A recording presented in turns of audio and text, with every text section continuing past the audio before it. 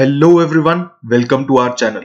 In this video we will be discussing a very important topic. देखिए हम political science और Indian polity को NCERT की नजरों से एनसीईआरटी की नजरों से कवर करने वाले हैं। तो इस पूरी वीडियो सीरीज को, इस पूरी श्रृंखला को पूरा अपने ध्यान से देखना है। Reason being there has been a lot of instances जहां यूपीएससी ने डायरेक्टली इस पूरी सीरीज में से कह लीजिए या कह लीजिए 6th, 7th, 8th, 9th और 10th क्लास की एनसीईआरटी से डायरेक्ट क्वेश्चंस पूछे हुए हैं। तो मैंने आप लोगों के लिए पूरी सीरीज जो है डिजाइन की है ऑन पर्टिकुलर पर्पस, जिसमें हम पॉलिटी का एक बेस बनाएंगे। पॉलिटी को बेसिक से शुरू करेंगे और उस बेसिक से हम एडवांस लेवल पे जाएंगे by the time we end this series.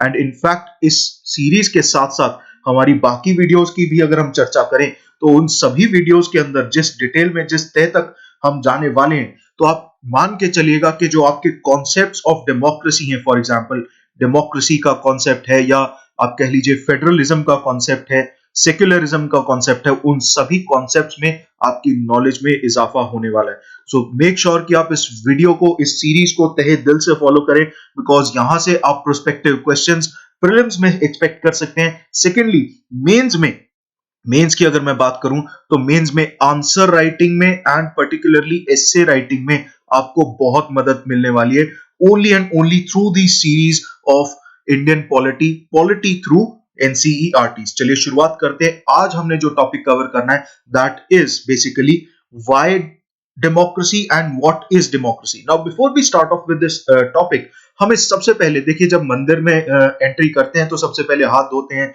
जूते उतारते हैं, ये पूरा जो प्रावधान है वो करते हैं। उसके बाद घंटी बजा के अंदर घुसते हैं। तो जो वो घंटी बजाने का कॉन्सेप्ट है, कभी भी अगर आपने पॉलिटी पढ़ने की शुरुआत करनी है तो हमेशा याद रखिएगा, सबसे पहले प्रियम्बल पढ़ना, उसे समझना बहुत जरूरी है। तो प्रियम्बल का जो कॉन्सेप्ट है उसे तो हम आगे जाके डिस्कस करेंगे डिटेल में, लेकिन अभी शुरुआत करने से पहले एक बार इसके वर्ड्स को पढ़ लेते हैं, समझ लेते हैं। We the people of India. तो शुरुआत कहां से हो रही है? वी से शुरू हो रही है। एंड मेक श्योर कि आप प्रियम्बल को अच्छे से याद कर लें। If you memorise the preamble and you quote it, अगर आप उसे कोट करते हैं, कोट एंड कोट अपने आंसर्स में करते हैं, तो बहुत फायदा होता है आंसर राइटिंग में। We the people of India having solemnly resolved to constitute India. हमने आपस में ये डिसाइड किया है, सलाह की, और हमने भारत को ऐसे कॉन्स्टिट्यूट करना है इनटू अ कैसा? Sovereign state, socialist state, secular democratic republic, and to secure to all its citizens. तो सारे के सारे सिटीजन्स के लिए क्या इंश्योर करना है? जस्टिस। किस तरीके की जस्टिस? देखिए, ये इस पूरे सेक्शन में से यूपीएससी ने सीधे तौर पे सवाल पूछे हुए हैं। इनफैक्ट अब तो ये एसएससी लेवल तक भी सवाल पूछे जाते हैं। आपको इस चीज का ख्याल रखना है, कौन सी जस्टिस जो है इनग्रेन्ड है भारत के संविधान के प्रियम्बल के अंदर, प्रस्तावना के अंदर। That is social, economic and political justice. तो social justice, economic justice and political justice, ये तीनों प्रकार की जस्टिसेस जो है हमारे प्रियम्बल के अंदर कवर्ड है। उसके अलावा अगर बात करें तो liberty of thought expression, belief, faith and worship. Thought expression, belief, faith and worship. Equality of status and of opportunity and to promote among them all. क्या? ये अगले के लिए लिखा है। फ्रेटर्निटी, भाईचारा, assuring the dignity of the individual and the unity and integrity of the nation। ऐसा भाईचारा होना चाहिए जिसमें हर एक इंडिविजुअल की डिग्निटी जो है वो इंश्योर हो, अश्योर हो। उसी के साथ साथ कभी भी किसी एक इंडिविजुअल की डिग्निटी और भाईचारा जो है, आप कह लीजिए यूनिटी और इंटेग्रिटी ऑफ द नेशन, एक इंडिविजुअल की एग्जिस्टेंस नेशन की यूनिटी और इंटेग्रिटी से ऊपर ना हो।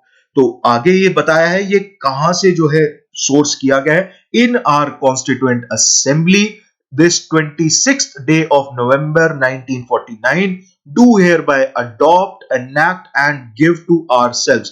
हम खुद ही को ये सारा कॉन्स्टिट्यूशन लिखने के बाद अडॉप्ट कर रहे हैं, एनेक्ट कर रहे हैं, एंड हम खुद ही को दे रहे हैं क्या? ये संविधान, अपना constitution.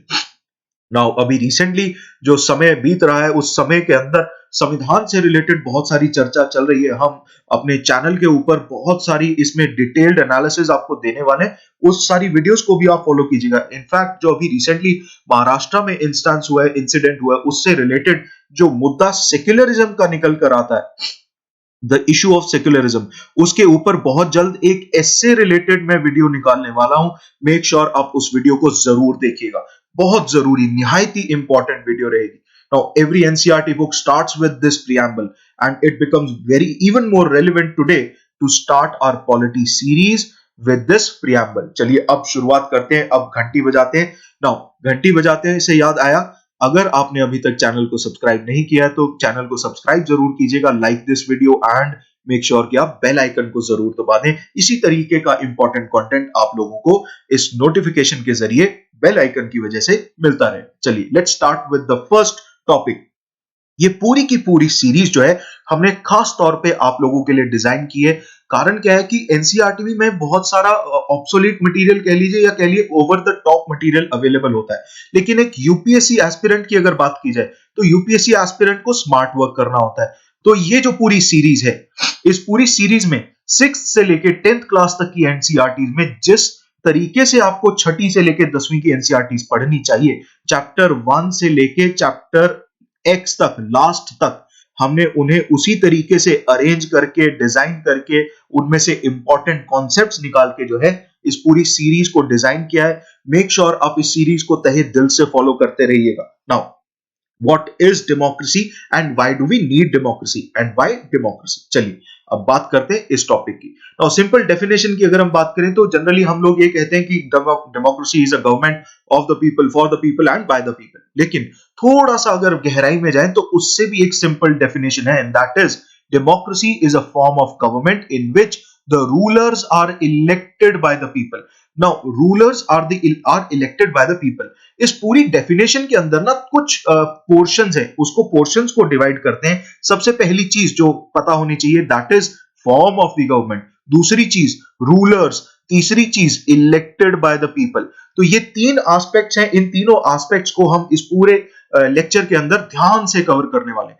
This is a useful starting point. This definition allows us to separate democracy from forms of government that are not clearly democracies. For example, Myanmar के अंदर आर्मी रूलर्स रहते हैं, they are not elected by the people, तो वो democracy नहीं कहलाई जा सकती। Those who happened to be in control of the army became the rulers of the country. People had no say in this decision. लोगों का इसमें कोई भी कह लीजिए आवाज, वॉइस नहीं थी। एंड फॉर एग्जाम्पल चिले की अगर बात करें तो पिनोचे एक डिक्टेटर रहा है चिले के अंदर। He was not at all elected by the people, obviously dictator है।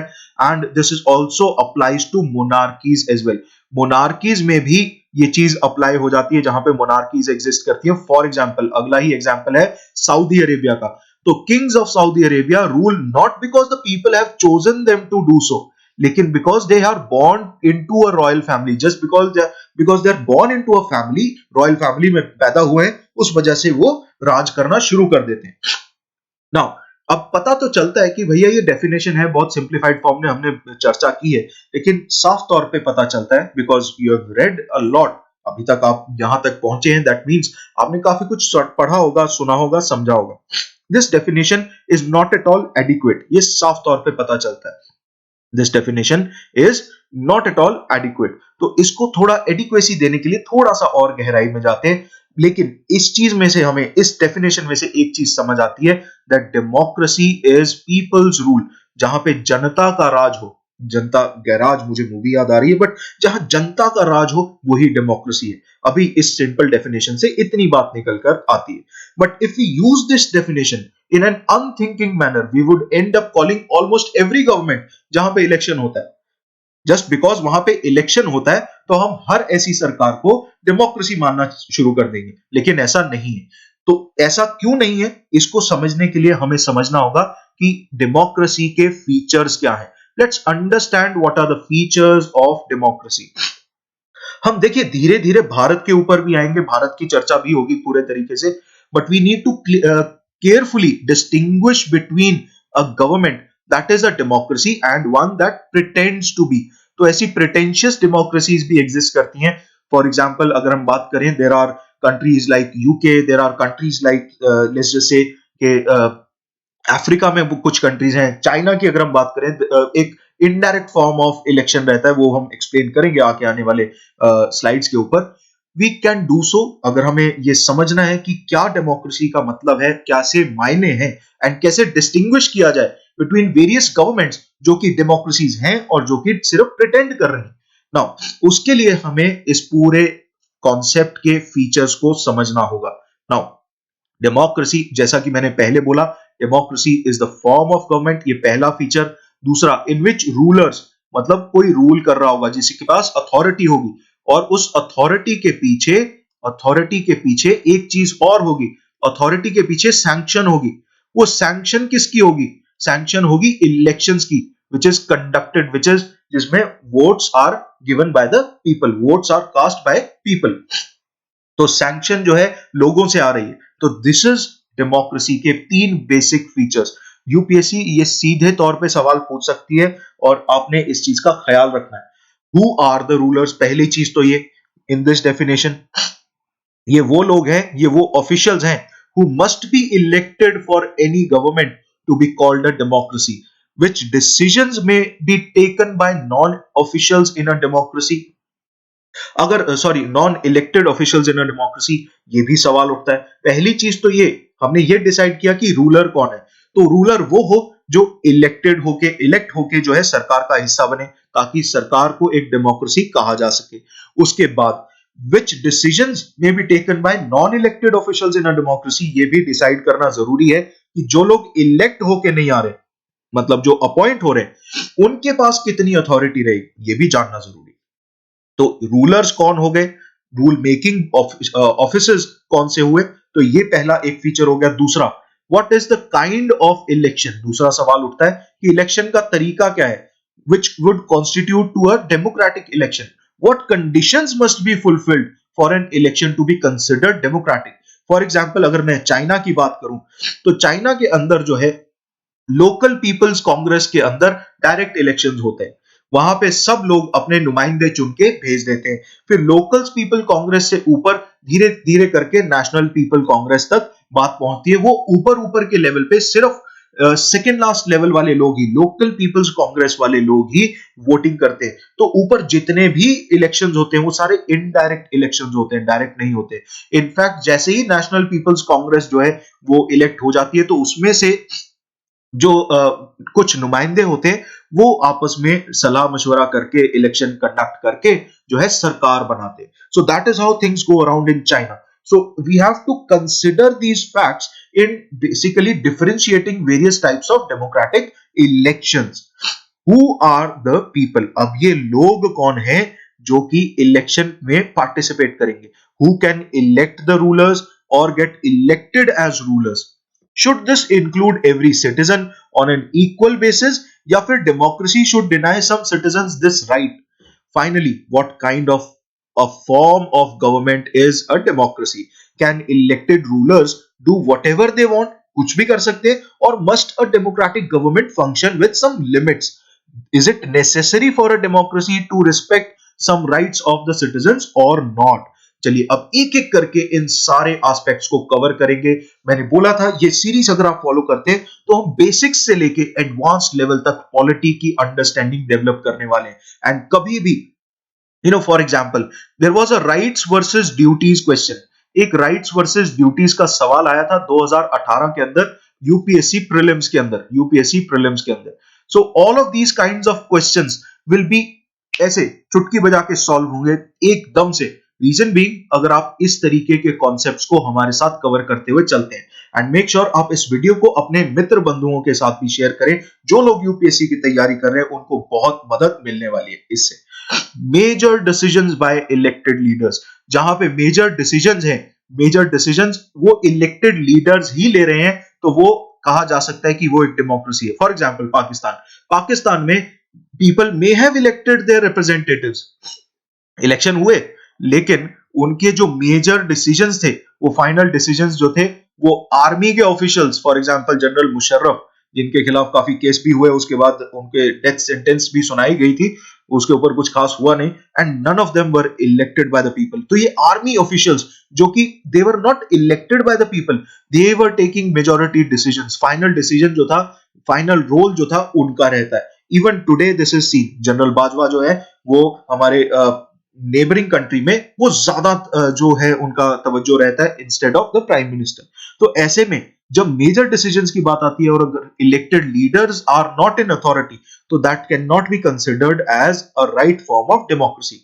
नाउ दिस हैपेंस बहुत जगह पे ऐसा होता है, डिक्टेटरशिप्स में होता है, मोनार्कीज में भी ऐसा होता है, जहां पे फाइनल से डिक्टेटर की हो जाती है या फिर मोनार्क या फिर रूलर की हो जाती है। They formally have an elected parliament and a government, लेकिन असली पावर, जैसा कि स्पेशल 26 में बोला था, असली पावर दिल में होती है, लेकिन यहां पे असली पावर उनमें होती है जो इलेक्टेड नहीं होते, अपॉइंटेड होते हैं, या कह लीजिए जो लोग इलेक्टेड लीडर्स नहीं होते, right. In a few countries the real power was with some external powers as well. ऐसा भी देखा गया है कि जो बाहर के कुछ कह लीजिए एंटिटीज हैं, इंडिविजुअल्स हैं, उनके पास दूसरी कंट्री के ऊपर पावर थी, and not with locally elected representatives, not with locally elected representatives, जो वहीं के जो इलेक्टेड रिप्रेजेंटेटिव्स हैं। This can not be called people's rule, ऐसा नहीं कहा जा सकता। Therefore, in a democracy, the final decision making power must rest with those elected people. Now, how would we understand कि ये elected people कौन है? अगर भारत के केस में आप समझें तो it will be the parliament, सरकार नहीं, गवर्नमेंट नहीं, दी एंटायर पार्लियामेंट, जिसमें आप एमपीज बोलते हैं, मेंबर ऑफ पार्लियामेंट बोलते हैं, वो लोग इलेक्टेड मेंबर्स हैं, तो उनके पास जो है फाइनल डिसीजन मेकिंग पावर जैसे भारत के अंदर है। चलिए आगे चलते हैं दूसरे एस्पेक्ट की ओर। Free and fair electoral competition, ये बहुत ही ज्यादा इंपॉर्टेंट रहता है। फॉर एग्जांपल चाइना की अगर मैंने जैसे एग्जांपल दिया था, उसको थोड़ा और डिटेल में समझते हैं। चाइना के अंदर रेगुलरली इलेक्शंस होते हैं after every 5 years for electing the country's parliament, which is called Quanguo Renmin Daibiao Dahui. नाम बड़ा अजीब है, लेकिन इसको मैंने जो बोला था वैसे याद रखिएगा, नेशनल पीपल्स कांग्रेस, एनपीसी। तो एनपीसी में इलेक्शंस होते हैं, but these elections do not offer the people any serious choice. कारण क्या है? They have to choose from the ruling party itself and the candidates approved by it. तो जो ruling party है, that is Communist Party of China, CPC, तो वो कुछ list निकालती है, भैया ये लिस्ट है आपके लोकल पीपल्स कांग्रेस के लिए, आप इसमें से सिलेक्ट करके मुझे लोकल पीपल्स कांग्रेस जो है इलेक्ट करके दे दो। फिर उसके बाद लोकल पीपल कांग्रेस जो है वो एनपीसी को बनाती है, फिर एनपीसी जो है वो गवर्नमेंट बनाती है, ठीक है जी। तो CPC, communist Party of China, decide करती है कि कौन कौन लोग इलेक्शन में खड़े होंगे। लोगों के पास कोई खास चॉइस नहीं है। ऐसा नहीं है कि कल को अगर मान लीजिए मैं चाइनीज सिटीजन होता तो और मैं सीपीसी का मेंबर ना होता तो मैं इलेक्शन में खड़ा हो सकता था। ये बहुत दिक्कत वाली बात है। फ्री एंड फेयर इलेक्शन इसको नहीं कंसिडर किया जाता, but this is the form of government that they follow. Mexico की अगर बात की जाए तो ऑपोजिशन पार्टीज इलेक्शन तो कंटेस्ट करते हैं, लेकिन जस्ट बिकॉज डर्टी पॉलिटिक्स और डर्टी ट्रिक्स जो है वो चल रही होती हैं, तो जो ऑलरेडी जो पावर में है पीआरआई पार्टी, तो उसके खिलाफ कोई खास खड़ा नहीं हो पाता। पता ही होता है कि there is no way the ruling party could be defeated even if people were against it. अगर लोग उसके खिलाफ वोट कर भी देंगे तब भी जो है जो सरकार है वो बदलने नहीं वाली है। These are not fair elections, ये फेयर इलेक्शंस नहीं है। Holding elections of any kind is not sufficient. खाना पूर्ति नहीं करनी है, elections must be offering some real choice, जिसमें आप, मैं, हम जैसे कोई भी व्यक्ति जो है वो पॉलिटिकल ऑल्टरनेटिव ऑफर कर सके। ये रियल चॉइस होनी चाहिए, ये फ्रीडम होनी चाहिए, and it should be possible for people to use this choice to remove the existing rulers if they wish so. तो ये चीज मेक्सिको और चाइना में थोड़े से चांसेस कम हो जाते हैं। दैट इज वाई यहां पे कहा जा सकता है कि free and fair electoral competition exist नहीं करता है। तो एक कह लीजिए सक्सेसफुल डेमोक्रेसी के लिए, एक सक्सेसफुल डेमोक्रेसी के लिए what you need is, democracy को अगर आपने सक्सेस करना है तो it must be based on a free and fair election. Free and fair election जहां पे those currently in power have a fair chance of losing, के जो अभी पावर में है, सत्ता में है, उनके हारने के भी आसार बराबर हो सके। नाउ आगे चलते हैं। One person one vote one value, ये भी बहुत इंपॉर्टेंट एस्पेक्ट है। इस चीज को आपने ध्यान से समझना है। समझते चलेंगे तो बहुत आसान हो जाएगा। Polity is like a cake walk, बहुत इजी हो जाने वाली। अंटिल 2015 तक की अगर हम बात करें, सऊदी अरेबिया में महिलाओं को वोटिंग राइट नहीं था। And up until 1980s America में भी, यूएस में भी पूरे तरीके से ये राइट्स नहीं दिए गए थे। नाउ सिमिलरली अगर हम एग्जाम्पल की बात करें एस्टोनिया और फिजी के अंदर, तो एस्टोनिया में क्या कहा, Estonia has made its citizenship rules in such a way that people belonging to Russian minority find it difficult to get the right to vote. अगर आप रशियन माइनॉरिटी को बिलोंग करते हैं तो आप एस्टोनिया में वोट नहीं कर सकते। सिमिलरली अगर फिजी की बात करें तो उन्होंने इंडिजिनस फिजी जो हैं वहां के वासी, उनको तो राइट टू वोट दिया हुआ ही है, बाकियों को भी दिया है, लेकिन उनकी वोट की जो वैल्यू है वो ज्यादा है। तो जो इंडिजिनस फिजी के जो लोग हैं उनके वोट की वैल्यू ज्यादा है। वहीं अगर इंडियन ओरिजिन वाले फिजियंस की बात करें तो उनको वोटिंग राइट तो है, लेकिन वैल्यू उसकी वोट की कम है। In a democracy each adult citizen must have one vote, each vote must have one value. अगर आप 100 रुपए की वैल्यू डालते हैं एक वोट की, तो सभी की 100 रुपए की वैल्यू होनी चाहिए, या 100 पॉइंट्स की वैल्यू रहनी चाहिए, या 1 पॉइंट की वैल्यू है तो 1 पॉइंट की रहनी चाहिए।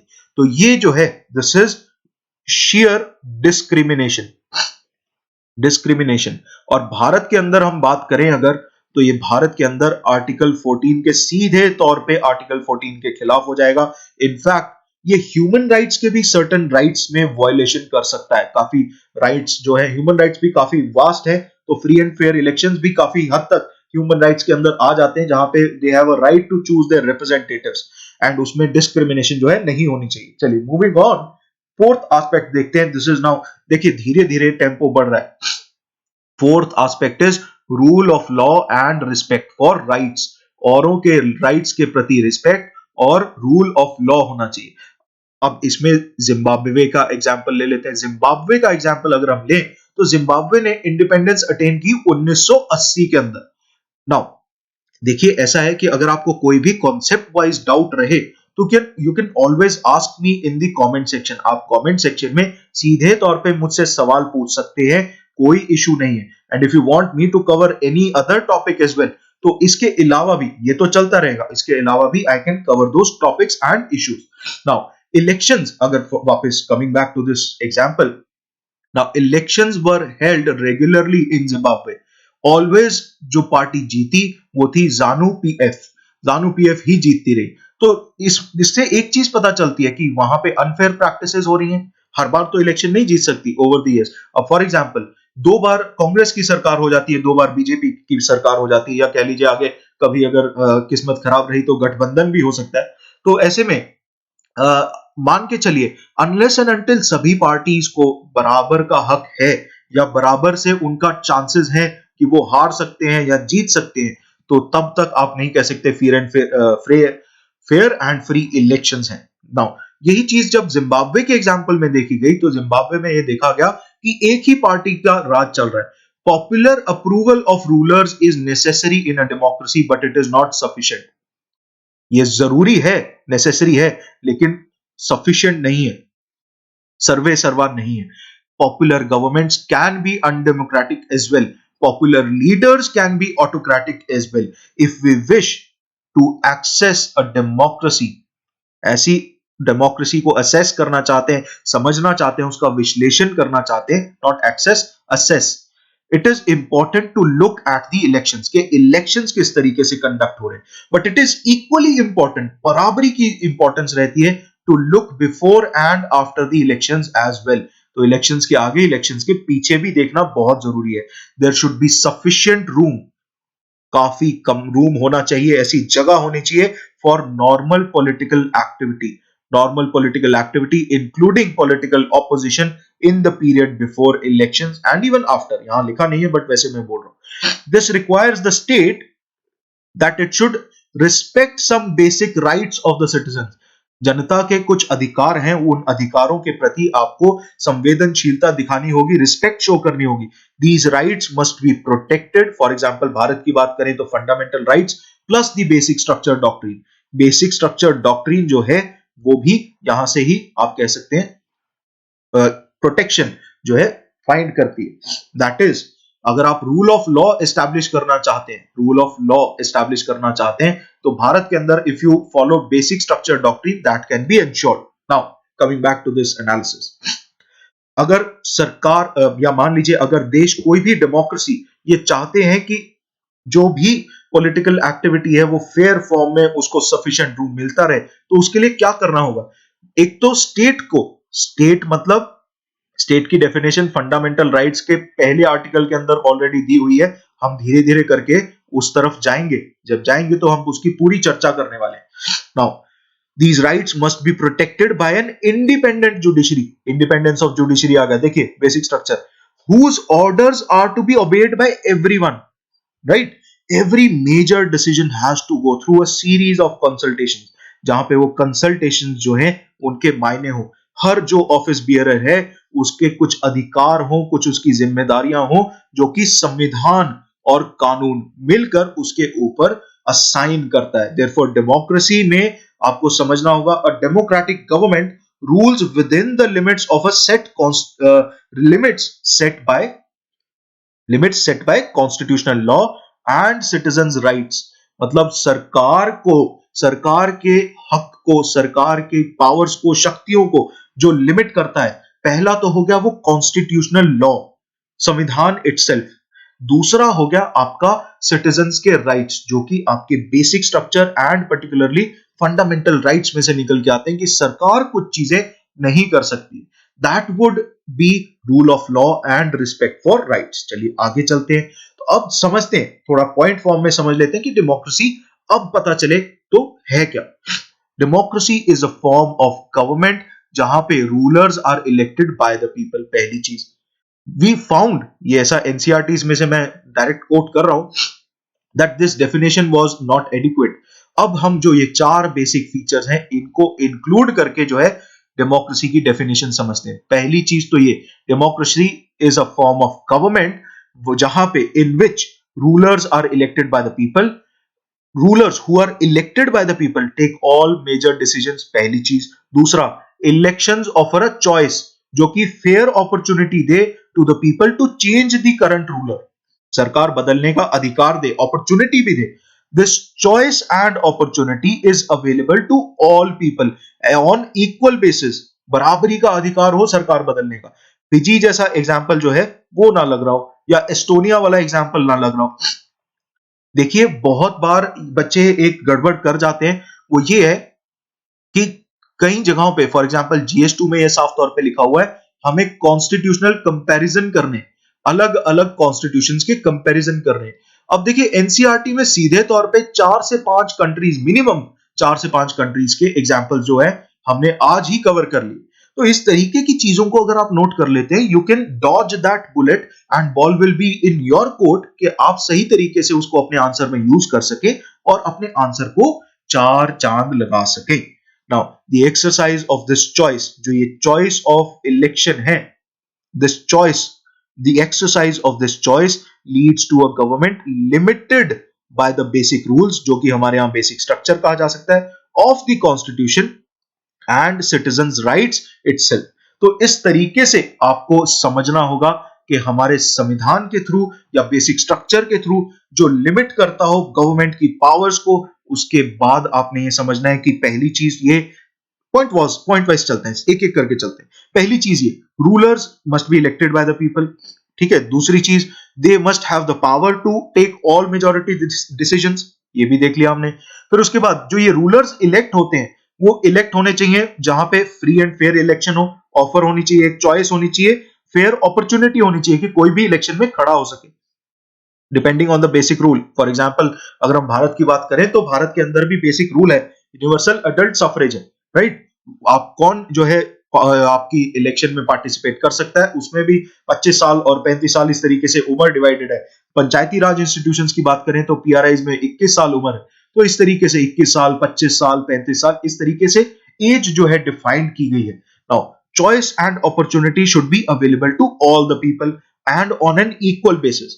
now जैसे भारत के अंदर हम बात करें तो यूनिवर्सल एडल्ट सफरेज जो है ये साफ तौर पे कहती है कि भैया 18 साल से ऊपर कोई भी है, irrespective of race, religion, caste, creed, sex, place of birth, etc.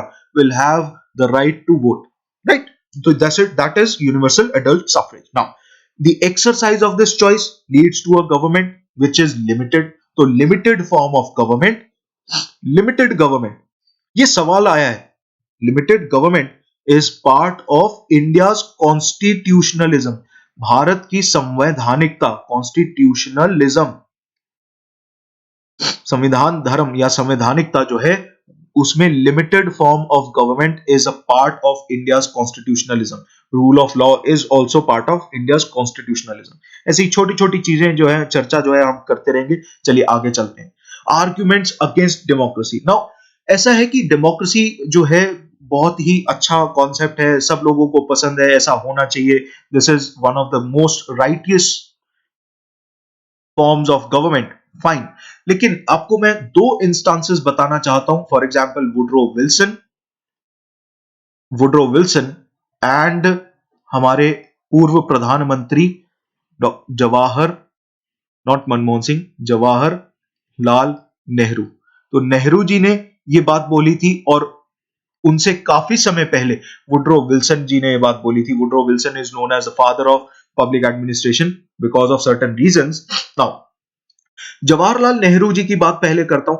Jawaharlal Nehru जी से एक सवाल पूछा किसी पत्रकार ने कि आप कौन से तरीके की सरकार जो है भारत के अंदर लाना चाहते हैं, भारत में किस तरीके की फॉर्म ऑफ गवर्नमेंट लाना चाहते हैं. तो Nehru ji replied that he wanted a democratic form of government. साफ तौर पे बोला.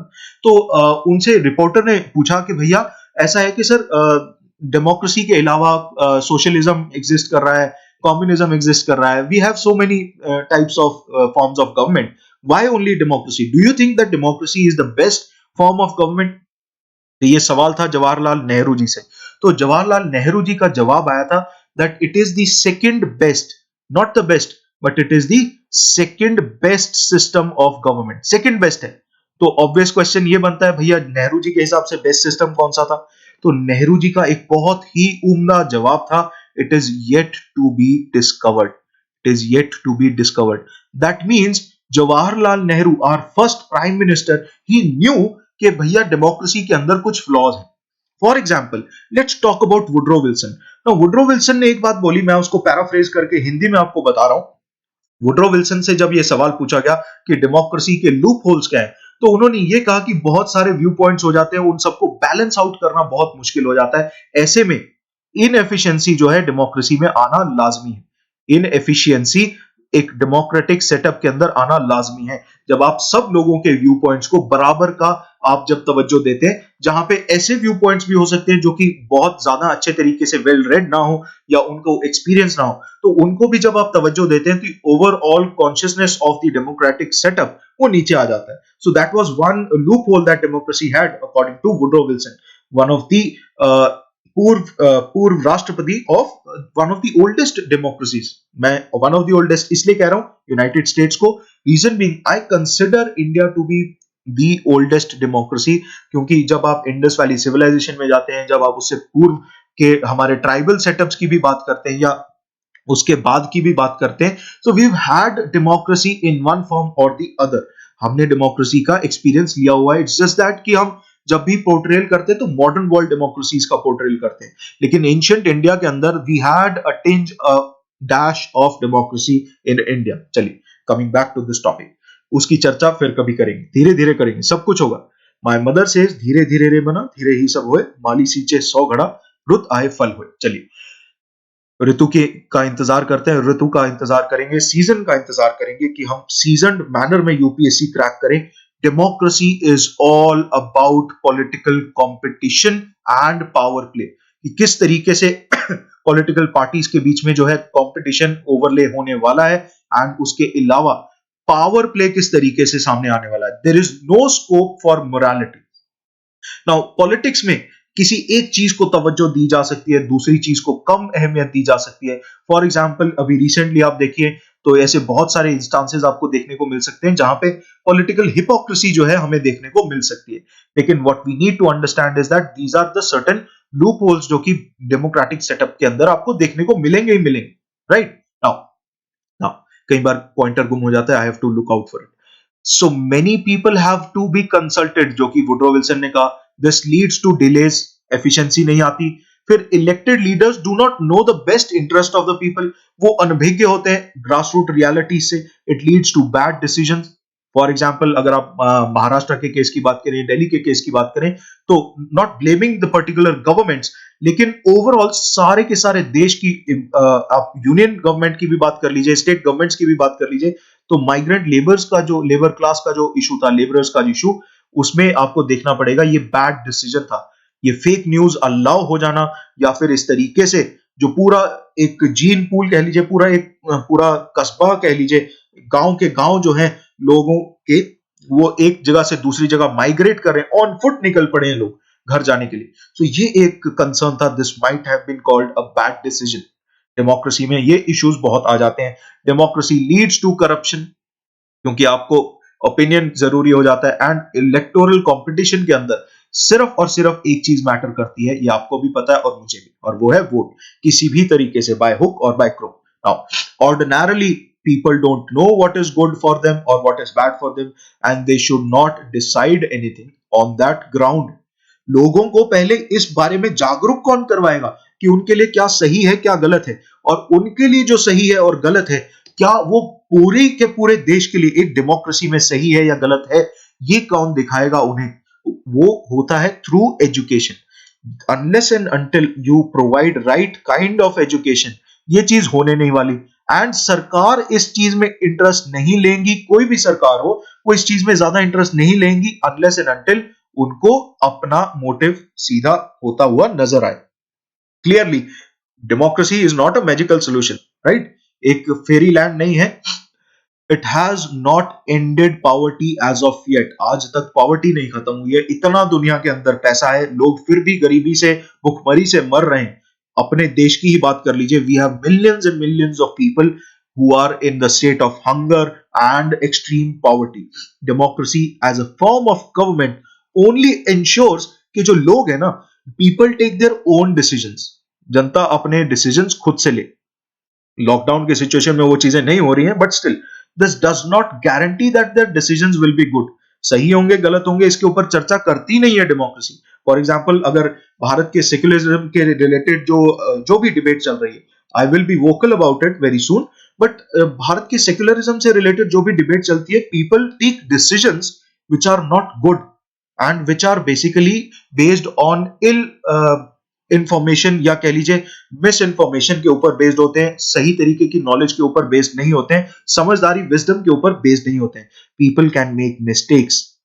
Involving the people in decision making would lead to delays in decision making as well.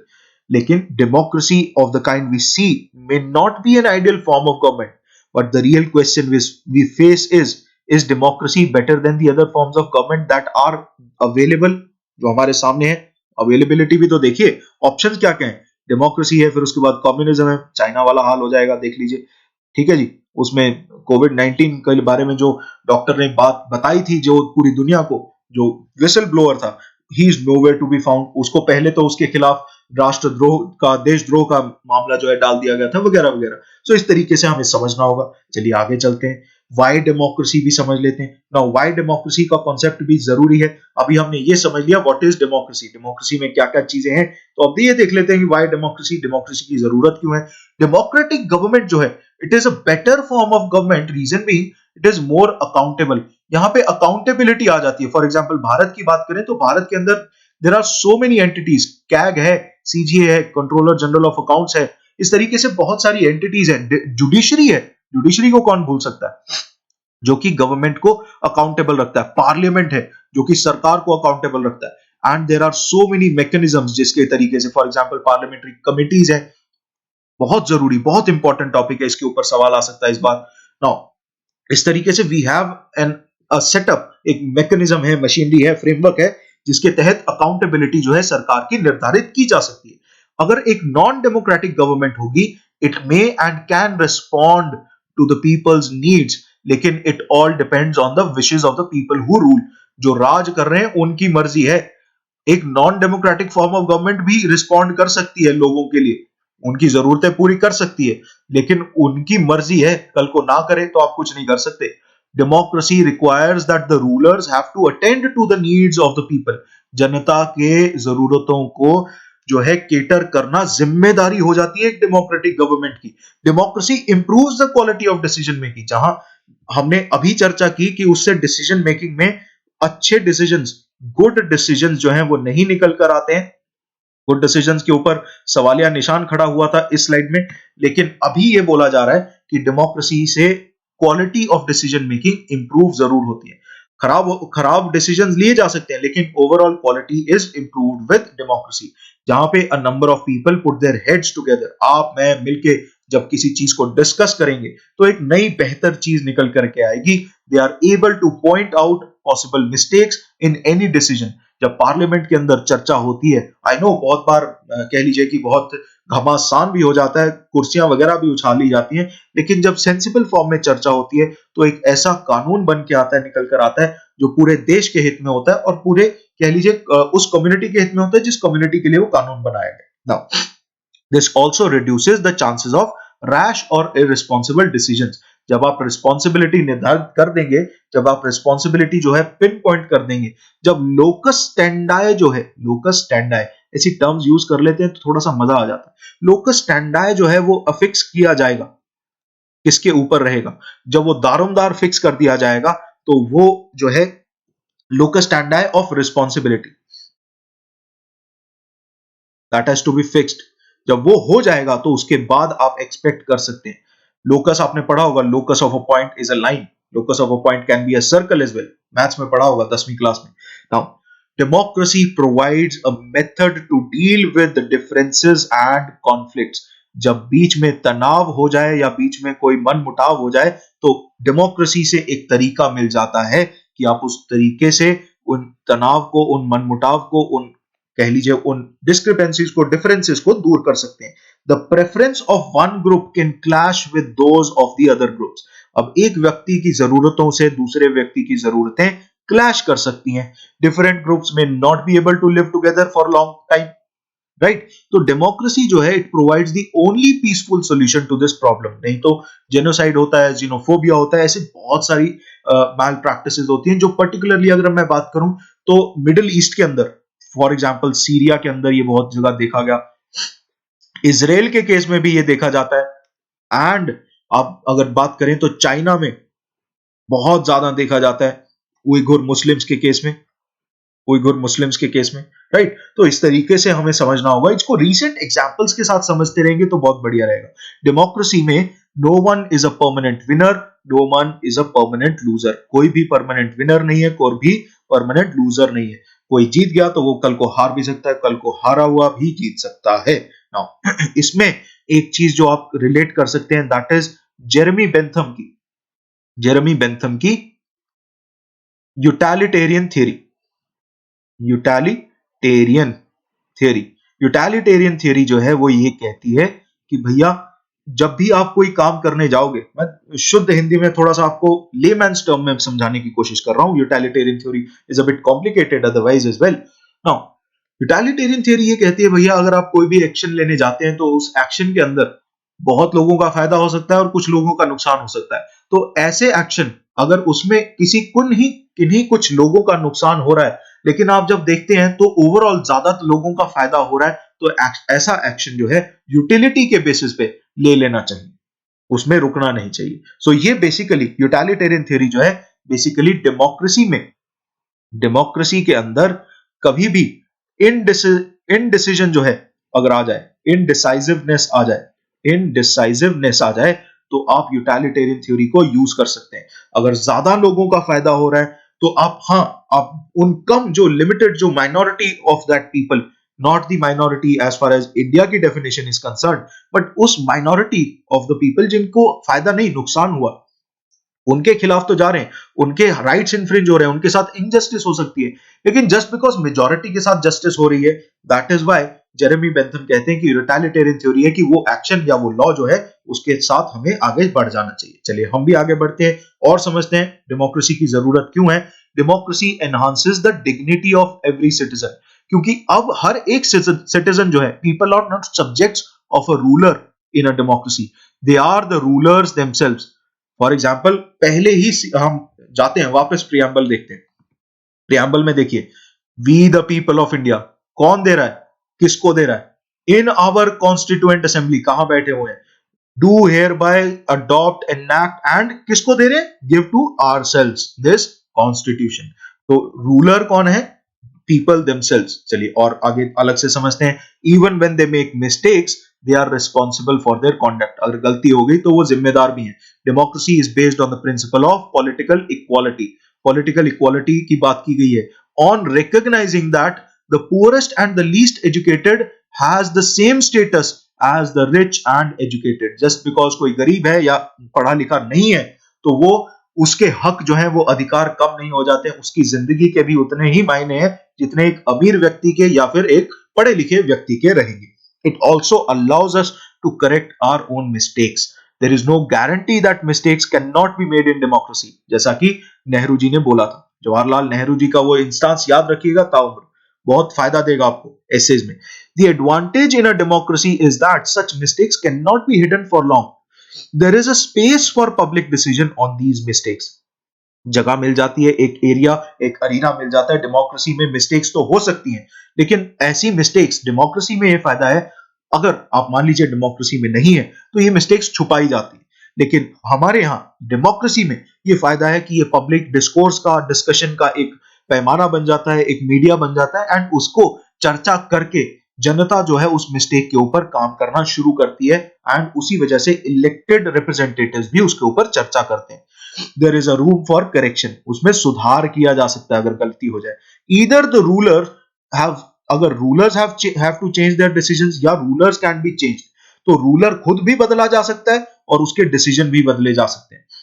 That is why for example article 32 के तहत आप जुडिशियल रिव्यू में चले जाते हैं एंड जुडिशियल रिव्यू में या तो वो कानून अनकॉन्स्टिट्यूशनल करार कर दिया जाता है या फिर डॉक्ट्रीन ऑफ एक्लिप्स यूज कर ली जाती है। क्या यूज कर ली जाती है? Doctrine of eclipse. अगर आपने नहीं पढ़ा है doctrine of eclipse, I would suggest कि आप कमेंट सेक्शन में डाल दीजिए, डेफिनेशन को पढ़ के आइए, लिखिए उसमें, और मैं अगले क्लास में जो हमारी सेकंड वीडियो होगी इस सीरीज के अंदर, I will discuss doctrine of eclipse as well, आप लोगों के लिए खास डिस्कस करेंगे। चलिए, this can not happen in a non democratic form of government, जहां पे आप non democratic form of government में रूलर का डिसीजन या तो नहीं बदल सकते या तो रूलर को खुद को ही नहीं बदल सकते। ठीक है जी, चलिए आगे चलते हैं। ब्रॉडर मीनिंग्स ऑफ डेमोक्रेसी निकल के आते हैं। ब्रॉडर मीनिंग्स ऑफ डेमोक्रेसी जो कॉन्स्टिट्यूशन में दिए, सॉरी एनसीईआरटीज में दिए हुए, नॉट कॉन्स्टिट्यूशन बट एनसीईआरटीज में दिए हुए, वो समझते हैं क्या है। Democracy can apply to many spheres of life, not सिर्फ, ना कि सिर्फ संविधानिकता की बात होती है वहीं पे या पॉलिटी की बात होती है, घर के अंदर भी हस्बैंड वाइफ के बीच में भी ये डेमोक्रेसी जो है लगाई जा सकती है। It can apply to a government और अ फैमिली और even any other organisation. For example, अगर आप मान लीजिए किसी एनजीओ का हिस्सा है तो उसमें एनजीओ में डिसीजन मेकिंग जो है उसमें डेमोक्रेसी लग सकती है। How many of you are in favor of having a samosa as of now? How many of you want chai or a coffee with samosa, right? उस तरीके से भी हो सकता है, तो that is also a democracy. There can be various ways of taking decisions in a democratic manner as long as basic principle of consultation on an equal basis is accepted. ये consultation जो है वो equal basis पे होती रहे, तो उसमें बहुत सारे तरीके पॉसिबल हैं, बड़े मैनर पॉसिबल है, बहुत तरीके पॉसिबल है डेमोक्रेसी में। फॉर एग्जाम्पल, हम क्या करते हैं, हम कमिटीज बैठा देते हैं। We have so many committees जो हमारे लिए डिसीजन लेती हैं। पार्लियामेंट्री स्टैंडिंग कमिटीज हैं, पीएससीज, and then there are cabinet committees, cabinet committee on economic affairs. We delegate so many powers, तो डेलीगेटेड लेजिस्लेशन भी होती है, डेलीगेट सो मेनी पावर्स। तो ये सारे के सारे डिसीजंस लिए जा रहे हैं, डेमोक्रेटिक मैनर में लिए जा रहे हैं, लेकिन एक बेसिक प्रिंसिपल है of consultation on an equal basis, वो नहीं अंडरमाइन होता। रीजन भी, ये कोई भी चीज हो, कोई भी एंटिटी हो, वो पार्लियामेंट के सामने अपनी रिपोर्ट को जरूर रखती है। तो पार्लियामेंट हो या प्रेसिडेंट हो, अगर प्रेसिडेंट के सामने रखती है, फॉर एग्जांपल अगर हम भारत की बात कर रहे हैं तो प्रेसिडेंट के सामने रखती है तो पार्लियामेंट में प्रेसिडेंट रखवा देता है। तो इस तरीके से इक्वल बेसिस पे कंसल्टेशन प्रोसेस चलता रहता है। Now, the most common form of democracy in today's world is the rule where people's elected representative rule the country, जहां पे फॉर एग्जांपल भारत की बात की जा सकती है। लेकिन अगर एक कम्युनिटी जो है वो छोटी है, छोटी स्मॉल कम्युनिटी है, छोटा देश है, there can be other ways of taking democratic decisions. For example, all the people can sit together and take decisions directly. तो ये जो डायरेक्ट डेमोक्रेसी है ना, इसका एक बहुत फाइन एग्जांपल है, इसके बारे में जरूर पढ़ के आइएगा, हम भी आगे वाली वीडियोस में चर्चा करेंगे, and that is Schweitzer Switzerland. तो ये ना सिर्फ शाहरुख खान की मूवीज में बहुत प्रोडोमिनेंट कंट्री है या कह लीजिए इंपॉर्टेंट कंट्री है, ये पॉलिटी में भी बहुत इंपॉर्टेंट कंट्री है, बिकॉज यहाँ पे डायरेक्ट डेमोक्रेसी के 4 मेजर पिलर जो हैं वो देखे जा सकते हैं। उसमें से एक मेजर पिलर है वो है रिकॉल का, जहां पे अगर आपको किसी इलेक्टेड रिप्रेजेंटेटिव की शक्ल कह लीजिए नहीं पसंद आई या कह लीजिए उसका डिसीजन पसंद नहीं आया, तो you can recall that individual back and उसकी जगह पे किसी और को इलेक्ट करके वापस भेज सकते हैं पार्लियामेंट या वहां के रिप्रेजेंटेटिव अथॉरिटी के अंडर। Now all the people can sit together and take decisions directly. इसी तरीके से स्विट्जरलैंड में पर्टिकुलरली ये चीजें होती हैं। इनफैक्ट नॉर्डिक कंट्रीज में, सारी की सारी नॉर्डिक कंट्रीज में कुछ हद तक ये प्रैक्टिसेस फॉलो की जाती हैं, एंड दैट इज व्हाई आप ये समझिए कि ये देखिए पॉलिटी से रिलेटेड था, मैं इकोनॉमिक्स में कैसे जा रहा हूं, because people have been given certain rights.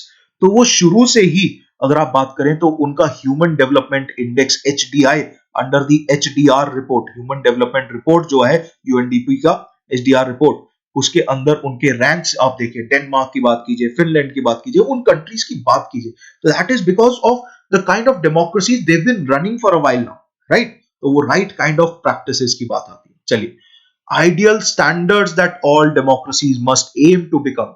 Now इसमें से जो ये स्लाइड है मेरा, यहां पे इसको ऐड करने का एक खास पर्पस है, और वो है कोट। बहुत बार बच्चे जो हैं एसेज में कोट्स ढूंढते रह जाते हैं, सही तरीके के कोट्स नहीं मिल पाते हैं। This is something that you can use. True democracy, and इसमें सवाल सीधे तौर पे सवाल भी आ सकता है स्टेटमेंट बेस्ड, तो इसको एक क्रिटिकली एग्जाम में ना जाएगा। True democracy will come to this country only when no one goes hungry to bed. सीधे तौर पे ऐसे बन सकता है। GS2 में सवाल बन सकता है पॉलिसी इनिशिएटिव्स पे, GS3 में सवाल बन सकता है। तो ये चीज समझते हैं। Now, in a democracy, every citizen must be able to play equal role in the decision-making process. For this, you don't need just an equal voting right. सिर्फ एक equal voting right नहीं चाहिए. Every citizen needs to have equal information, basic knowledge, equal resources and a lot of commitment. तब जाके जो है democracy सही तरीके से चलेगी। बराबर की इंफॉर्मेशन सबको मिले, बेसिक एजुकेशन सबको दी जाए, बराबर के रिसोर्सेज बटे, और एक कमिटमेंट लेवल जो है अलग ही लेवल का हो। नाउ दूसरा कोट देख लेते हैं। If we take these ideal seriously then no country in the world is a democracy. If we take these ideals seriously, then no country in the world is a democracy. इसमें थोड़ा सा typing error है। If we don't लिखा जाना चाहिए, यहाँ पे don't रह गया मेरे से, I'm so sorry. If we don't take these ideals seriously, then no country in the world is a democracy.